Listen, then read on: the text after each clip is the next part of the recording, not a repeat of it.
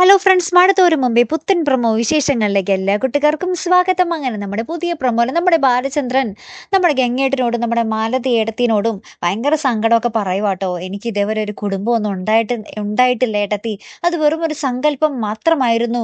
ആ ഒരു കുടുംബത്തിലെ സമാധാനവും സ്നേഹവും ഞാൻ ഇതുവരെ അനുഭവിച്ചിട്ടില്ല എന്നൊക്കെ പറഞ്ഞ് നമ്മുടെ ബാലചന്ദ്രൻ ഭയങ്കരമായിട്ട് സങ്കടപ്പെടുവാണേ. എന്നിട്ട് പറയുന്നുണ്ട്, എൻ്റെ കയ്യിൽ ഇപ്പോൾ ഒരു കത്തി ഉണ്ടായിരുന്നെങ്കിൽ, അവൾ ഉണ്ടായിരുന്നെങ്കിൽ എൻ്റെ മുന്നിൽ, ഞാനിപ്പോൾ അവളെ കുത്തി മലർത്തിയാനി എന്നൊക്കെ പറഞ്ഞ് ഭയങ്കര ദേഷ്യപ്പെട്ടിട്ട് അവിടുന്ന് ഇറങ്ങി പോകുന്നുണ്ടേ.